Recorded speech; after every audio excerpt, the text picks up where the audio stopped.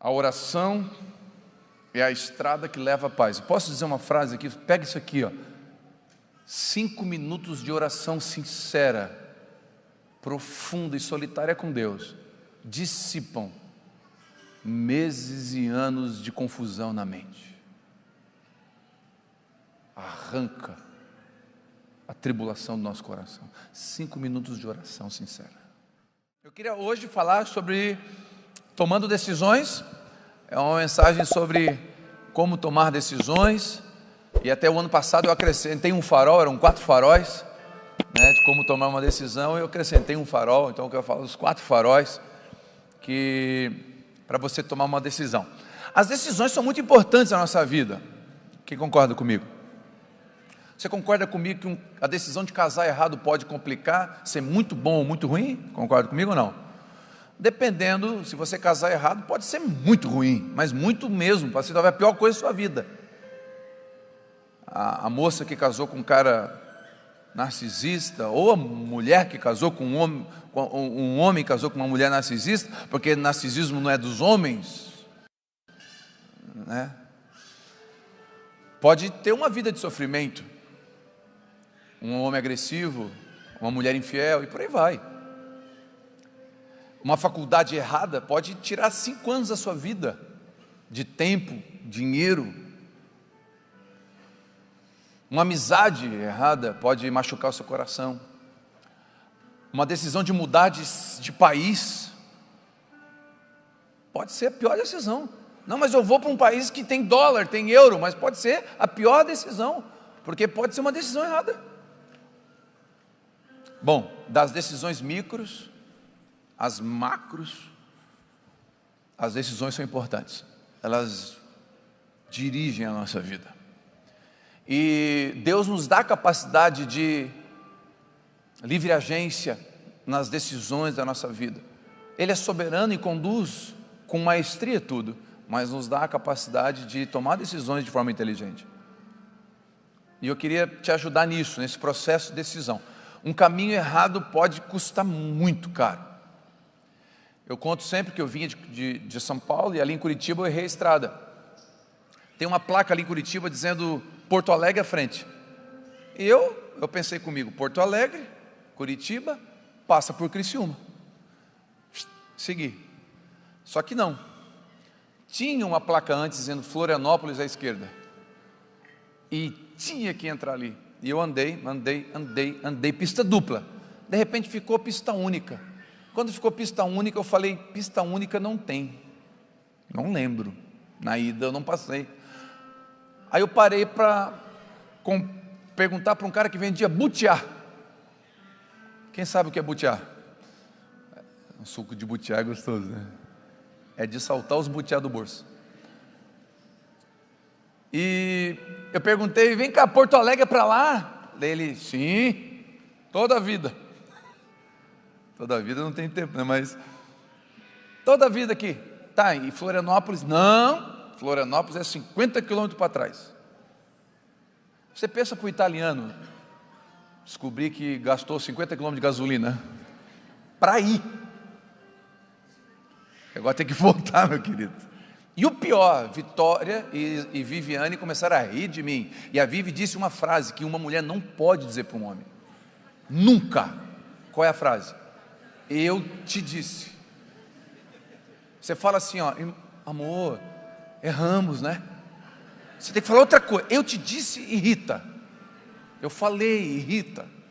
E aí eu fiquei irritado, bravo, briguei, acelerei, enfiei o pé no acelerador para recuperar o tempo perdido. Ou seja, um caminho errado, tempo perdido, dinheiro perdido, paciência perdida. Então, a escolha de um caminho faz muita diferença. Olhar bem as placas, né? Tem placas aí. Se você está namorando um menino que bate na mãe, você é a próxima. É uma placa. Você não está observando? Se você está fazendo sociedade com um homem que trai a esposa, você acha que ele vai ser fiel à sua sociedade? Placas. Você vai observando, lendo. E Deus é bom, Ele vai botando placa no caminho, Ele avisa. Só que a gente não é bom leitor de placa. E eu queria nessa manhã trazer um pouquinho dentro desse propósito de tomar decisões, né? Compreender que nosso maior problema não é o buraco no caminho da estrada, é o caminho errado. Porque se você estiver no caminho certo, os buracos a gente vence. Deus nos dá força para vencer os buracos da estrada, desde que a gente esteja no caminho certo. Porque Deus não nos dá ferramenta para vencer no caminho errado. Deus não vai nos dar, escute, provisão para algo que não é da visão dEle. Então é como se um pai dissesse para o filho: filho, essa faculdade aí vai acabar com a tua vida, mas está aqui, eu vou pagar. Não, o pai não faz isso. Como é que você paga uma faculdade que sabe que vai ser uma desgraça para o seu filho? E Deus sabe tudo, e Ele sabe o fim do caminho. No começo, tudo é bom aos nossos olhos, diz a palavra, mas o final de algumas coisas é mau, e só Deus sabe. E ainda que nossos planos aparecem ser bons, mas só o Senhor sabe o final deles. Você sabe o que você vai viver daqui a 5 anos? Não. Mas você tem planos para daqui a 10? Ok. Mas Deus sabe daqui a 5 anos, inclusive se eu e você vamos estar vivos. Então, esse Deus que sabe tudo, é ali que a gente descansa, para poder saber que estando onde Ele quer que a gente esteja, tem a provisão. Agora, o problema, repito, não são os obstáculos, é o caminho errado. Porque no caminho certo, não importa o obstáculo, nós vamos ter força para subjugá-los. Eu gosto de contar a história de um atirador americano que estava competindo nas Olimpíadas, e ele era o último tiro, e se ele acertasse, dentro do ciclo ele tirava, não importa a nota que ele acertasse ali, ele era o primeiro lugar, ele estava muito bem colocado. E ele atirou, e caiu para a 8ª colocação. Ele errou o alvo? Não, ele acertou o alvo do vizinho. Na linha de tiro, ele pegou o alvo do cara do lado. Então ele deu um tiro certo no alvo do lado, caiu para a 8ª posição. Então não adianta atirar bem, tem que atirar certo. E ainda que eu e você sejamos bons no que a gente faz, só Deus dá o alvo certo. Só Deus guia a pedra da funda do Golias. Ah, mas eu sou um atirador de funda, meu irmão, não tem passarinho, eu sou bom, fui treinado. Só Deus guia a pedra. Você não é tão bom, eu não sou tão bom. Então confiar de que Ele vai guiar a pedra é importante. Salmo 128 vai dizer: bem-aventurado aquele que teme o Senhor e busca andar em seus caminhos. Não é andar nos seus caminhos, no caminho dele. Não é andar no meu caminho, é no caminho dele. Provérbios 3:5 diz: confia no Senhor de todo o teu coração e não te apoies no teu próprio entendimento. Reconhece o Senhor em todos os teus caminhos e Ele endireitará os teus passos. Reconhece o Senhor no teu caminho. O que é reconhecer o Senhor no teu caminho? É reconhecer a bondade de Deus em cada passo que você dá. Escute, isso é muito importante. Escute, isso é muito importante. Você deu um passo, reconhece o Senhor nesse passo. Ele te deu a perna, Ele te deu o fôlego, Ele te deu a capacidade, Ele te deu o sangue que está correndo nas veias. É Ele, eu só dei esse passo por causa dele. Aí você deu 2 passos grandes, prosperou, cresceu. Reconhece o Senhor nisso aqui, reconhece Ele. Busca reconhecer o Senhor em cada área da sua vida. Por que você tem um casamento abençoado? Porque o Senhor é bom. Reconhece o Senhor. Por que você está prosperando? Porque a bondade do Senhor tem me acompanhado, a sabedoria tem sido verdade na minha vida. Reconhece. Salmo 119:30, escolhi o caminho da felicidade. Quem aqui quer ser feliz? Fica tranquilo, levanta a mão, não é pegadinha. Eu quero ser feliz. Quem não quer, está com algum problema normal, o ser humano quer ser feliz. Mas o texto diz, o salmista diz, escolhi o caminho da felicidade, coloquei diante de mim as tuas bênçãos, Deus. O que ele está dizendo? Senhor, eu coloco diante de mim a tua ordenança, a tua bênção, a tua vontade. E isso vai me trazer felicidade. Porque a felicidade não é sucesso. E sucesso não é felicidade. Porque você pode conhecer pessoas, ou até você tenha sucesso financeiro, mas não está feliz. Você pode ter sucesso ministerial e não ser feliz. Porque o padrão de sucesso bíblico para trazer felicidade não é ser bem-sucedido. Porque você pode não ser bem-sucedido e ainda falar como Paulo disse, alegrai-vos. Outra vez vos digo, alegrai-vos. E você pode ser bem-sucedido e não ter felicidade. Porque a felicidade não está no sucesso. A felicidade está em Cristo. Em ter Ele. Em pertencer a Ele.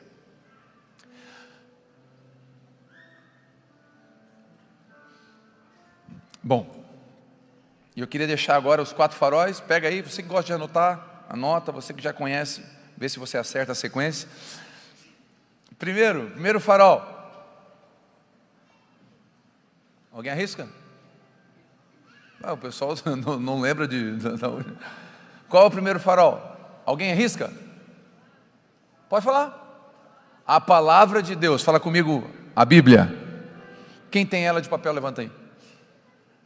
Quem, levanta, olha para o lado, porque não tem, fala assim com um olhar de soberba, olha para ele assim. Cadê a sua? Cadê a sua? Daí o outro fala, está aqui no meu celular. Repete comigo, a palavra de Deus é o primeiro farol.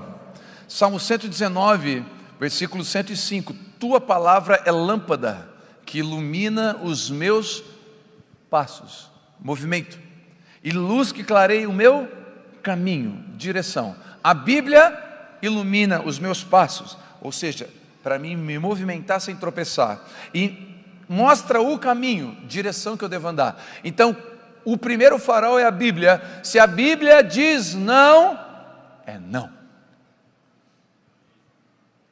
Aonde a Bíblia diz não, é não. Onde a Bíblia diz sim, é sim. A palavra de Deus é o primeiro farol. Parece simples, óbvio, mas nós cristãos evangélicos do Brasil precisamos voltar para a Bíblia.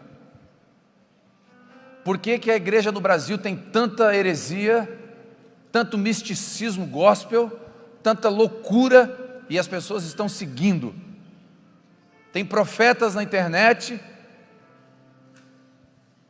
Eu recebi aqui um irmão que veio congregar, veio de outro estado para cá, não vou dizer estado, não vou dizer nada porque eu posso dar margem.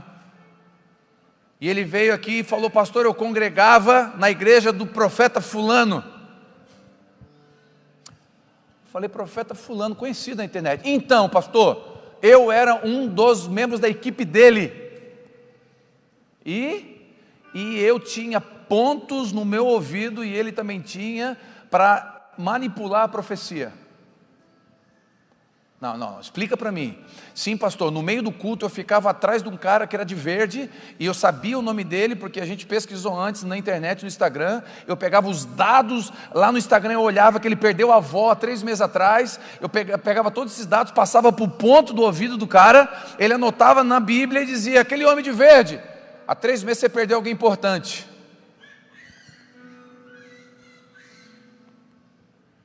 Aquele lá de amarelo, seu CPF é 005331, o cara começar a chorar. Por quê? Olhou o CPF antes. E a pessoa começa a chorar porque revelou o CPF. Só um parênteses aqui. Para que revelar CPF se eu já sei? Eu queria saber por que não revela o número da Mega Sena. Boa, né? Uma boa. Por que não? Esses profetas que não revela CPF, não revela a Mega Sena, acho interessante isso aí.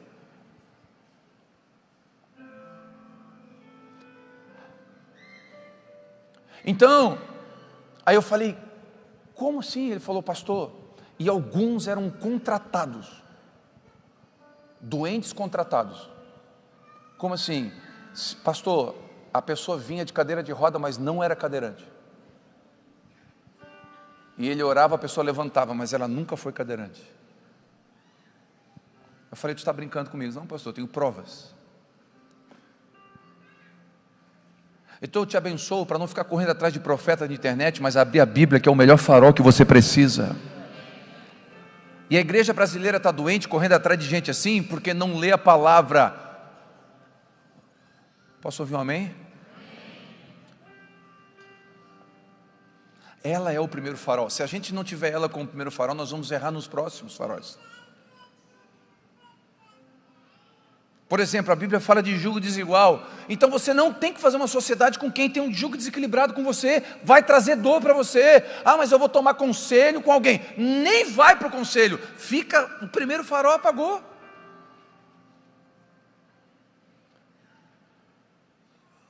Posso ouvir um amém? Pode ser que vai doer a sua decisão, mas dói pela palavra. Se doer pela palavra, vai trazer cura. Se doer pela palavra, vai trazer cura.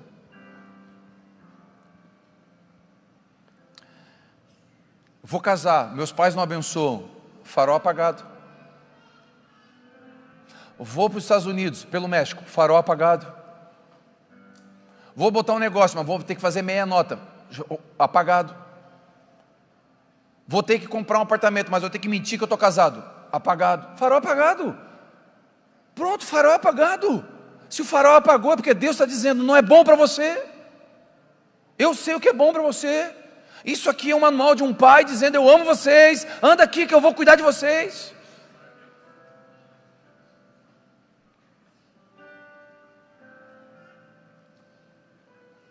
Amém? Quem recebe isso no coração? Comprar ou não comprar, fazer ou não fazer, ir ou não ir, mudar ou não mudar. O que a Bíblia diz sobre isso? Advertências bíblicas conduzem vida, são palavras que nos abençoam. Então, primeiro farol, a palavra de Deus. Repete comigo, só para gravar, pedagogicamente, fala, primeiro farol, palavra de Deus. Segundo farol, conselhos. Conselhos. A Bíblia não falou nada? Não. Fechou, vamos para o conselho. E o conselho é um bom farol, nos abençoa demais. A gente recebeu a possibilidade de fazer o culto na virada do ano lá no Rincão. Foi um convite, um pedido. O prefeito da cidade me procurou, falou, olha, tem a possibilidade. Ele é cristão também, falou, vocês podem fazer o culto aqui, abençoar essa cidade na virada do ano. Eu falei, que legal. Só que eu fiquei com medo. Confesso que eu fiquei com medo. Lembrei das New York, das loucuras. Falei, que loucura. Você vai levar essa igreja toda para lá, pensa que dá uma confusão. Vai que dá um negócio errado. Tanto que a gente nem transmitiu. O pessoal do online, perdão aí, tá? Eu não sabia se ia dar certo, mas que eu... Aí reuni o presbitério para tomar conselho. No presbitério, 7 disseram sim, um falou, não, acho que vai dar ruim. Está aqui, ó. O Eliezer. Eliezer falou, vai dar ruim. Não sei se é mais assim. Falou, vamos ficar mais assim, porque está mais tranquilo e tal. E os outros 7, vamos quebrar tudo. Nós vamos evangelizar e vamos salvar, vamos pular 7 ondas, estou brincando. Vamos evangelizar e vamos fazer uma coisa diferente e tal. Multidão de conselho. Falei, no conselho vai ser benção. Descartei o conselho do Eliezer. Foi 7-1, lembra alguma coisa? Alemanha. Então o conselho, o farol primeiro qual é? Bíblia. Fui para a Bíblia. O que a Bíblia fala sobre pregar na rua? Não fala nada. Inclusive Paulo pregava na praça. Qual o problema de pregar na rua? Evangelizar, falar do amor de Deus, não tem problema nenhum. Culto público ou culto não tem problema, é bíblico, não tem problema nenhum. Então, pela Bíblia está tudo bem. Conselhos, tudo bem.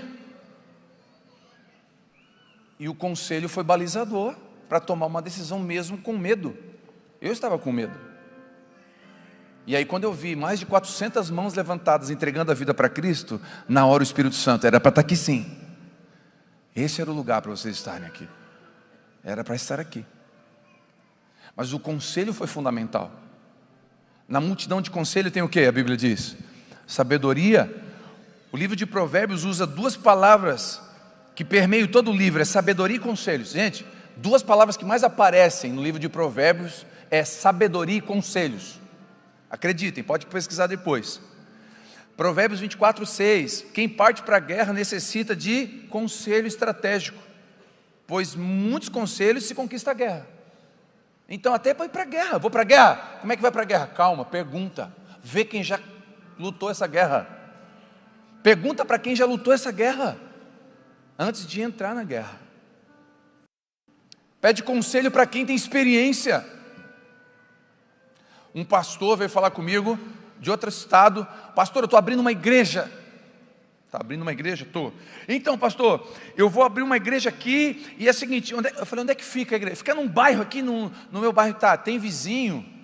Tem, pastor, tem casa do lado, casa do outro lado, casa na frente, casa atrás. Eu falei, rapaz, abrir uma igreja assim com casas do lado é arriscado, porque se o som começa a passar um pouquinho, o vizinho já reclama, tem uns decibéis, pode dar problema.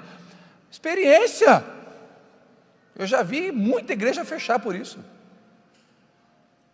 Aí ele, não pastor, mas o nosso som é tranquilinho, a gente vai isolar as janelas. Eu falei, tá, mas eu acho perigoso. Passou uns 4 meses e me ligou, pastor, eu estou na justiça, tem um advogado para ajudar a gente aí? Eu falei, não tem advogado agora não. Nossa, eu não te dei um conselho? Tu ouviu outras pessoas? Eu não falei para ti que eu tinha visto muita experiência nessa área? Se ele ouvisse, evitaria muito desconforto. Então o conselho é bom. Esse negócio de conselho, se fosse bom, não te dava. É frase do Satanás, tá? Conselho é bom, só tem que saber ouvir e de quem ouvir. Amém? Você está querendo se separar do seu marido, você vai tomar conselho com uma divorciada? Não é que a divorciada não é de Deus, não é que a divorciada é do diabo, não, ela é uma mulher, talvez até de Deus, mas a experiência dela pode prejudicar o conselho dela. Concorda comigo?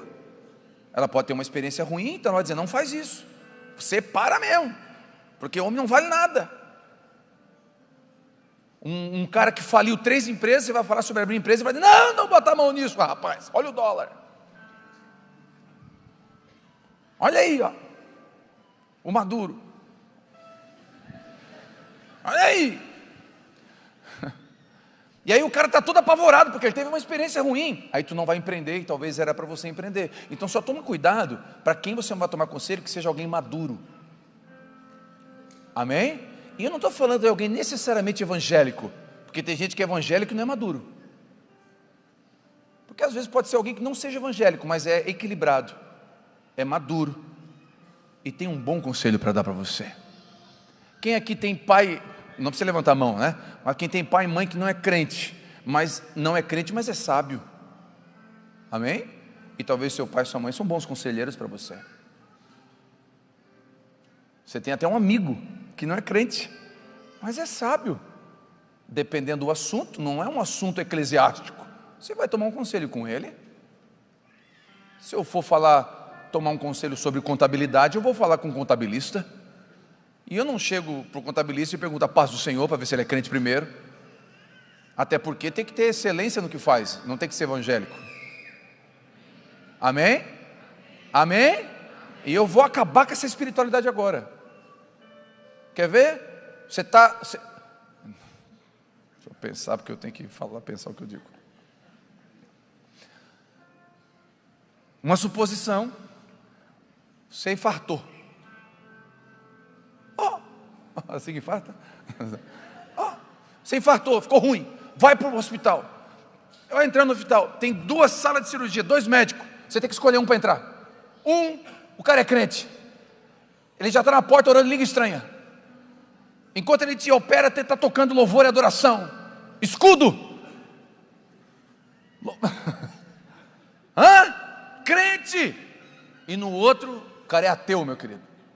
O cara está lá na porta assim, ó. Boa noite. Ateu. O outro crente, paz do Senhor, aleluia. De cada 10 cirurgias que o crente faz, 9 morrem. E de cada 10 cirurgias que o ateu faz, 1 morre. Que sala você entra? Fala a verdade. Quem entra na sala do ateu, levanta a mão e fala amém. Porque tem que ser competente, não tem que ser evangélico. Então não adianta botar o peixinho lá, Deus é fiel na sua empresa. Deus administra essa empresa. Tem empresa que eu entro lá, Deus administrador dessa empresa. Que Deus. Amém? Tomar conselho com quem é sábio. Eu te abençoo para que Deus mostre pessoas sábias para você tomar conselho. Pessoas equilibradas que vão te trazer bons conselhos. Recebe isso? Nós vivemos em guerras e não adianta ter experiência. Sempre devemos tomar conselho. Sempre devemos tomar conselho. Ou seja, um homem sábio toma conselhos. Eu amo Eclesiastes 4,13 que diz, olha aqui que loucura isso aqui. Isso aqui é mensagem de vida. Isso aqui tem que colocar no outdoor para o mundo ouvir, em todos os idiomas. Olha que lindo. Mais vale um jovem pobre e sábio. Ele é jovem e ele é pobre, do que um homem ancião, mais velho e insensato, que não aceita conselhos porque é arrogante. Então olha aqui, nós temos lá de cá, Morro pobre e jovem. Nós temos aqui Pio Correia, né? Velho e rico. Mas esse aqui é arrogante, não toma conselho. Esse aqui é humilde e toma conselho. Olha o texto, continua dizendo, ele fala assim, ó. Ainda que esse jovem seja um ex-detento. Meu irmão, até para dar emprego para ex-detento não é fácil. Concorda comigo?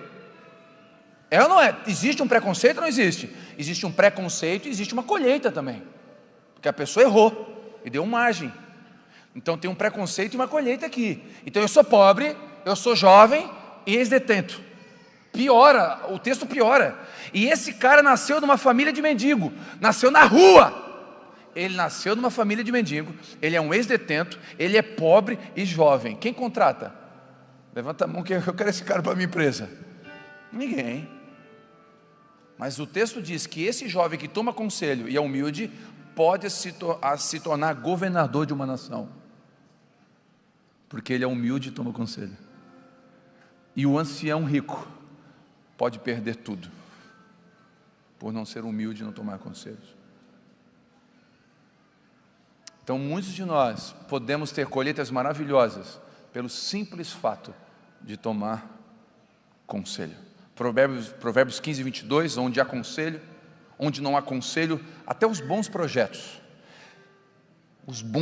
se frustram, mas com a multidão de conselhos se estabelecem. Tomar conselhos é sábio, é sinal de humildade. Conselhos são balizadores. Importante não tomar conselhos de qualquer um, como eu falei, bem-aventurado o homem que não anda segundo o conselho do ímpio. Conselho do ímpio, né? Mas de amigos, de quem celebra você, de quem é maduro e sábio. Posso ouvir um amém? Só de forma pedagógica, eu falo assim: primeiro farol, palavra de Deus, repete comigo. Segundo farol, conselhos. Terceiro farol, repete comigo. Terceiro farol, paz. E aí, o texto que eu gosto é Filipenses 4,7, que diz que a paz de Deus, fala comigo, paz de Deus. Paz de Deus não é paz com Deus, é diferente. A Bíblia vai falar da paz com Deus. O que é paz com Deus? Nós estávamos rebeldes de Deus, longe de Deus, afastados de Deus por causa do pecado de Adão, mas em Cristo fomos reconciliados com Deus. Isso é paz com Deus, amém? Então eu te abençoo com paz com Deus. Você precisa, a primeira paz é a paz com Deus. E se você nessa manhã não entregou a sua vida para Jesus, dá tempo para você ter paz com Deus. E depois da paz com Deus, você recebe a paz de Deus. E não dá para receber a paz de Deus sem ter a paz com Deus primeiro. Porque Jesus disse: a minha paz eu vos dou. Tem uma paz que Ele dá, só para os seus. Só para os seus. Não é uma paz que o mundo dá. É uma paz que o dinheiro dá. Não é uma paz que os dividendos dão. É uma paz que Jesus dá. Essa paz excede todo entendimento. Pode estar caindo tudo, pode estar dando tudo errado, o dólar subindo, pode estar dando tudo errado. Tem uma paz que governa o nosso coração. Essa paz excede todo entendimento. Ele está passando pelo divórcio, mas ele tem paz. Ele está sofrendo, igual eu ouvi um casal que estava enlutado com um filho de 15 dias, estava triste, mas em paz, dizendo: o meu Deus deu, o meu Deus levou. Essa paz excede todo. Não dá para entender como que esse povo tem paz no meio da tormenta. Como que esse povo tem alegria no meio da guerra. Como que esse povo sustenta um sorriso no meio da dor? Não é falsidade, é a paz que excede todo entendimento. E essa paz é um árbitro também. Ela funciona como um árbitro, diz o texto. Guardará os vossos corações, a paz de Deus guardará os vossos corações. Fala comigo assim, quem lembra daquele versículo que fala que o nosso coração é o quê? É enganoso, não é enganoso, ele engana a gente. Nosso coração acha uma coisa, mas é outra, porque a gente quer tanto uma coisa. Irmão, só um pouquinho aqui. Na igreja, infelizmente, claro, eu entendo os imaturos, mas tem gente que já era para ser mais maduro, porque a pessoa fica dizendo que tudo é Deus. Tudo Deus falou comigo, tudo Deus falou comigo. Cuidado com Deus falou comigo. Pode ser a sua alma. Você quer tanto uma coisa, quer tanto, que qualquer coisa que apareça, olha Deus falando. Não, é só uma coincidência. Cuidado com Deus falou comigo. E cuidado com gente que fica o tempo inteiro, Deus falou comigo. Deus fala tanto com ele e não fala comigo? Cuidado, porque a nossa alma quer tanto uma coisa às vezes. Eu quero um tanto. Eu já fiz voto de tolo. Vou explicar para você o que é um voto de tolo. Deixa eu tomar um café aqui. Botaram um café para mim aqui, cappuccino, né? Tomar um café porque fumar não pode na frente dos irmãos, estou brincando. É brincadeira. Olha o propósito que eu fiz com Deus. Olha eu acho que Deus... Que vergonha. Estou até com vergonha de contar. Acho que Deus olha para nós e fala assim: meu Deus. Meu eu. Olha o voto que eu fiz. Eu queria um carro.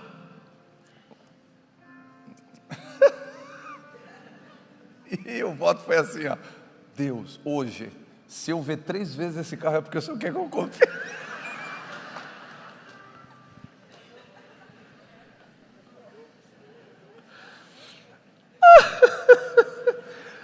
E eu andei o dia todo procurando.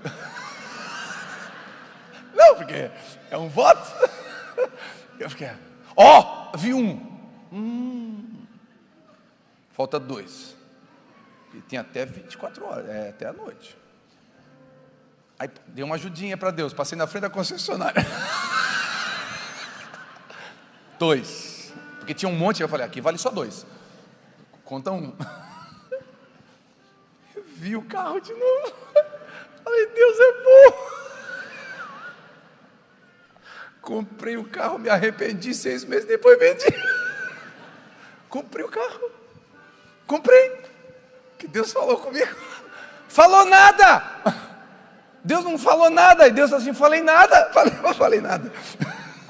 Falei nada. Tu está procurando porque tua alma quer. E ainda fui espiritual. Falei para Vivi, Deus deu um sinal para mim. Falei, deu errado, comprei o carro, não gostei, 6 meses vendi, perdi dinheiro. Troquei. Não fica fazendo voto assim, nada a ver. Vai para a palavra, toma conselhos e deixa a paz de Deus reinar no coração. É os três, não é um dos três. Estou com uma paz, cuidado, essa paz pode ser enganosa. Cuidado, porque é a paz que a gente quer. Quem se identifica? Levanta a mão, levanta mais, sobe mais um pouquinho. Isso, amém. Quem já fez voto assim, igual eu?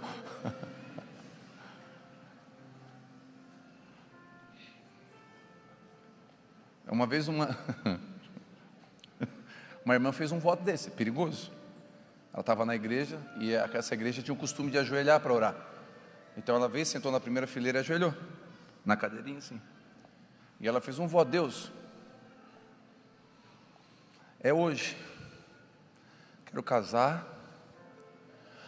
e é hoje, eu vou levantar minha cabeça, abrir os meus olhos, e o primeiro que eu ver é ele. Era um culto de jovens, só solteiros. É hoje, Senhor, eu estou esperando no Senhor, e eu faço um voto contigo. Quem eu levantar e ver, é ele. E eu vou olhar agora, Senhor. E, Senhor, tu está vendo, né? Mexe as cadeiras. Eu vou dar 5 minutos, Senhor, para o Senhor botar ele na minha frente aqui. E pai ficou ali orando e pá, levantou. Deu de cara com a amostra grátis da grande tribulação. Feio, mal acabado, fraco de aparência, magrelo, um filé de grilo. Olhou assim, baixou a cabeça de novo.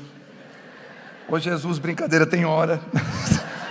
Tu não fica fazendo voto de tolo. Aí Deus falou. Deus não falou nada.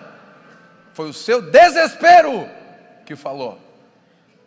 A paz de Deus, ela é um árbitro. E ela funciona também como um marco temporal. Por quê? Porque às vezes é a coisa certa, a Bíblia não condena, mas não é a hora certa. E por não ser a hora certa, Deus tira a paz para você não fazer. Porque você já sabe essa frase: a coisa certa na hora errada, coisa errada. E eu acho lindo Eclesiastes 3, que fala que Deus faz tudo bonito, belo ao seu tempo. Quem concorda que casar é uma bênção? Quem concorda que casar é belo? É de Deus. Amém ou não? Amém. Mas casar com 12 anos de idade grávida, não é. É belo, mas ao seu tempo. O ministério é belo, ser pastor, estar à frente de pessoas é belo, mas antes do tempo maduro, perigoso, não é belo. A Bíblia fala que o neófito não pode estar à frente, porque é novo. Liderar pessoas é lindo? É. Cuidar de pessoas é bíblico? Fazer discípulos é. Mas no tempo inoportuno não é belo. É belo no seu tempo. Ter filhos é uma bênção? Com maturidade. Fora da maturidade, o filho vai sofrer e o casal vai sofrer. Então, Deus faz tudo belo ao seu tempo. E a paz, ela trabalha como esse marco temporal, esse termostato, né? Termômetro mede a temperatura, termostato regula a temperatura. Então a paz é um termostato no nosso coração que fica regulando. Agora pode, agora não. Por exemplo, abrir a Abapai, nós temos convites e possibilidades, sem exagero, de ter a Abapai nos 5 continentes. Se a gente quisesse entrar numa empreitada de abrir a Abapai, nós tínhamos mais de 150 Abapais abertos. Mas talvez seja uma coisa que aconteça um dia. Sim ou não? Sim ou não? Sim, talvez. Mas ao seu tempo é belo. Fora do tempo não é belo. E eu conheço vários pastores que foram no embalo de fazer, porque está todo mundo fazendo, e tiveram que fechar as igrejas que abriram. Logo machucou pessoas. Não foi belo no tempo errado. Abrir igreja é um problema? É pecado? Não. Mas pode não ser belo. Prosperar no tempo errado pode não ser belo, se não tiver maturidade para lidar com a prosperidade que Deus está te dando. E eu falo sem medo aqui, tá? Falo por mim. Deus não nos prospera fora do tempo, porque Ele não nos perde. E a bênção pode ser um ídolo, e a gente pode abandoná-lo pela prosperidade. Eu te abençoo com a beleza de Deus no tempo de Deus. Recebe isso no seu coração. Quem crê nisso? Para a minha vida, para a sua vida. No tempo de Deus, a beleza de Deus. A oração é a estrada que leva à paz. Posso dizer uma frase aqui? Pega isso aqui, ó. 5 minutos de oração sincera, profunda e solitária com Deus dissipam meses e anos de confusão na mente. Arranca a tribulação do nosso coração. 5 minutos de oração sincera diante de Deus. E deixa eu dar um conselho. A Vive tem um devocional. Então eu não vou estar dando um tiro no pé. Não é isso que eu estou falando. Você pode ter devocionais. Tenha devocionais. Estamos numa época de devocionais. Bastante gente escrevendo e gente lendo devocional. Eu não vou entrar no mérito da profundidade de cada um, não é disso que eu estou falando. Eu estou falando o seguinte: tenha devocional, mas nunca substitua a leitura bíblica diária e saudável pelo devocional. Posso ouvir um amém? Tenha o devocional, tenha livros, mas nunca substitua a palavra de Deus. Nós corremos o risco de daqui a pouco chamar devocional de Bíblia e dizer: ó, eu li na Bíblia. Não foi na Bíblia, foi no devocional. Tem irmãos que falam: aquele texto bíblico, né? Quem me viu passar na prova e não me ajudou, quando vê não, isso não é Bíblia, é uma música. E tem um monte de gente chamando de Bíblia música, porque está sendo discipulado só por música. Música é do diabo? Música é do diabo?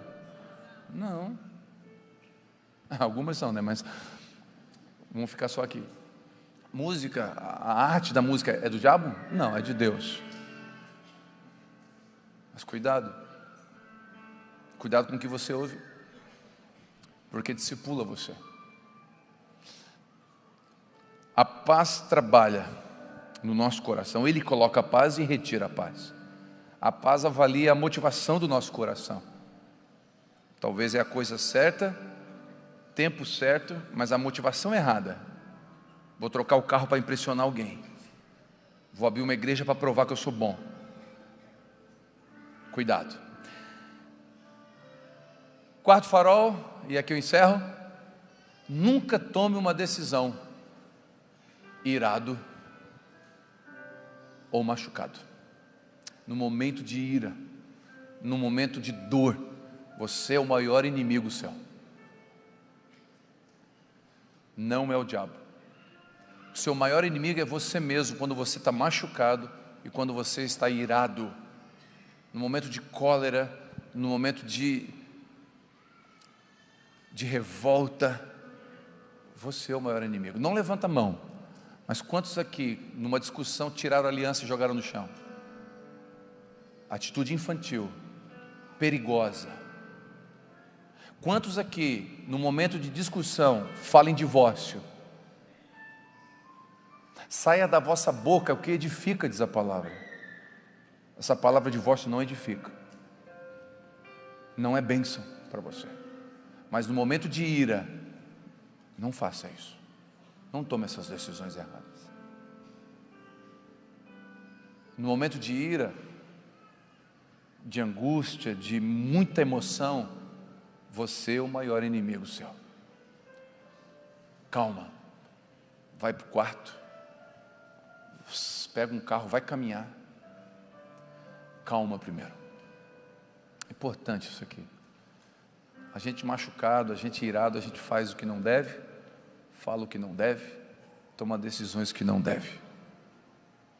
No momento de muita emoção, apertamos a mão de quem não deveria, fizemos negócios que não deveríamos, prometemos coisas que não deveríamos. No momento de emoção, de empolgação, a gente faz votos que não deveria. Por que Abba Pai não tem nome para os anos que viram? O ano da colheita, 2026, o ano do extraordinário, 2026, o ano... Por que a gente não bota nome nos anos? Primeiro, porque isso é misticismo. Não tem poder nenhum, não é bíblico. Segundo, porque o dia de 31 e 1º diante de Deus é a mesma coisa, é um calendário. A psicologia explica que é até bom usar isso de alguma forma para se renovar, se olhar, se rever. É gostoso, mas isso não é bíblico e não é necessariamente necessário. Então a gente não põe nome em ano, sabe por quê? Para não colocar frustração. Porque se eu disser que 2026 vai ser o ano da multiplicação e a sua empresa falir, talvez você vai ficar brabo com Deus. Porque você achou que Deus falou para o pastor Telmo que era o ano da multiplicação e eu não multipliquei. E pode ser que seja o ano da multiplicação para alguns, mas pode ser que seja o ano da falência para outro. 2020 era o ano dobrado, o ano de um monte de coisa, 20, dobrando, foi o ano da pandemia. Explica para mim agora. Para alguns aqui vai ser o ano da colheita. Aliás, todo ano é o ano da colheita, acredita? Tudo que se planta, se colhe. Todo ano é o ano da colheita. Então vai ser o ano da plantação. Quer dizer que só planta num ano, o outro não planta? Então te abençoo, que seja o ano aceitável do Senhor na sua vida. O ano do Senhor, para que Ele seja Deus na sua vida. Conduza você com maestria, que o Espírito Santo conduza a sua casa, que a palavra de Deus seja um norte, o primeiro farol aceso na sua vida. Que esse ano seja um ano de decisões pautadas nas Escrituras, na comunhão com o Espírito Santo, nos bons conselhos. Que seja um ano frutífero, mesmo nas bênçãos ou nas dores. Que a gente saia maduro de cada uma delas. Que a gente fique mais parecido com Jesus. E que o nome dele seja glorificado através da nossa vida. Seja correndo, seja casando, seja empreendendo, seja pastoreando. Quem recebe essa palavra? Fica de pé em nome de Jesus.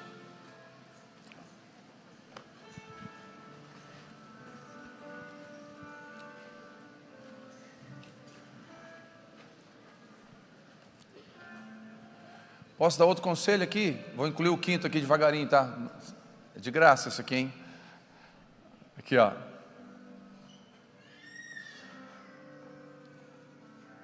Devagar. Não tenha pressa. A pressa é um inimigo. Você não foi feito numa indústria, você foi feito no jardim. E no jardim não tem pressa. Cultive a vida devagar, curta a sua esposa, curte seus filhos, devagar, aproveita a viagem. Você não tem que cumprir aquele monte de plano que você fez na virada.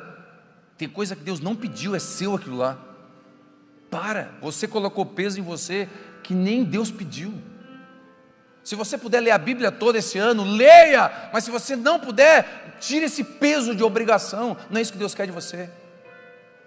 Se puder ler, eu prometi, eu vou ler um livro por mês, aí você não lê em fevereiro um livro, ai meu Deus, eu sou um fracassado mesmo. Desacelera, não promete coisa para você que você não sabe se vai cumprir. Fique em paz, seja fiel ao que está na tua mão. Quer um conselho? Chega em casa agora, começa com o que está na mão, lava a louça.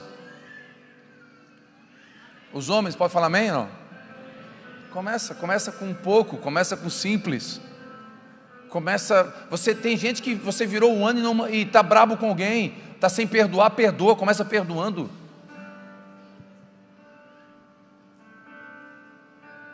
Vou fazer faculdade, termino o segundo grau primeiro. Dá um passinho de cada vez, dá um passo firme. Pai, não vai na velocidade sua, vai na velocidade da sua casa. É perigoso ir na sua velocidade, vai na velocidade, não deixe seus filhos para trás. Não, minha esposa não está vindo, meus filhos, não, vai na velocidade deles, faz como Jacó fez com seu irmão Esaú, eles se encontraram, se reconciliaram, aí Esaú falou, vem comigo irmão, não, pode ir indo, eu tenho os meus filhos bebês, pequenos, eu não posso ir correndo. Mãe, ganhou bebê, curta esse bebê, vai na velocidade dele, e a velocidade dele, a cada 3 horas troca a fralda. É a velocidade dele. Aí você pensa, mas eu estou deixando de servir a igreja. Não, você está cuidando de um presente que Deus te deu, seu filho. Sirva a comunidade de fé que você congrega. Coloca a mão no arado em alguma coisa, nem que seja limpar um banheiro. Seja bênção. Eu gosto do Salmo 131. Não me envolvo em coisas grandes demais para mim. Se envolve naquilo que está na sua mão, com zelo. Amém? Senhor Jesus, obrigado por essa manhã. Obrigado pela Tua palavra que é lâmpada. E como ela tem iluminado os nossos pés, Senhor, que bom. Nós precisamos mais ainda, Senhor, que ela brilhe mais. Aumenta a intensidade da Tua palavra nos nossos pés. Ilumina o nosso caminho. Senhor, nós nos recusamos a dizer que 2026 vai ser um ano disso ou daquilo. Nós nos dobramos à Tua vontade e declaramos que esse ano é Teu, não importa. Nós queremos estar contigo no monte ou no vale, ou não importa, na alegria ou na tristeza, não importa, no luto ou na celebração do nascimento, não importa. Esse ano é Teu, nós consagramos a Ti. Nós queremos tentar ser fiéis, obedientes àquilo que o Senhor tem nos dá sabedoria necessária para tomar conselho das pessoas certas, para fazer as movimentações certas, não em cima de necessidades ou de circunstâncias, mas em cima da Tua vontade. Nos faz saber a Tua vontade através da Tua palavra, através da profecia, através dos irmãos. Nos faz saber, Senhor. Nos ajuda. Nós não queremos prosperar no caminho errado. Eu te abençoo, você não vai prosperar no caminho errado. Tua casa não vai prosperar no caminho errado, ela vai prosperar no caminho certo, na medida certa, ao seu tempo. Deus fez tudo belo ao seu tempo. Alguém precisa ouvir o que eu vou dizer. Não tenha pressa em divorciar. Não é de Deus. Você está acelerando o processo. Deus é poderoso para restaurar essa casa. Não é ninguém que eu conheço. O Espírito Santo imprime no meu coração isso. Não tenha pressa. Você está acelerando. Deixa Deus fazer a obra. Espera um pouco. Espera um pouco. Dá mais uma chance. Espera um pouco. Quem precisa receber, recebe. Seja bom para mim. Que o amor de Deus Pai, a graça do Filho, a comunhão com o Espírito Santo seja com todos. Ó, dá um abraço a alguém.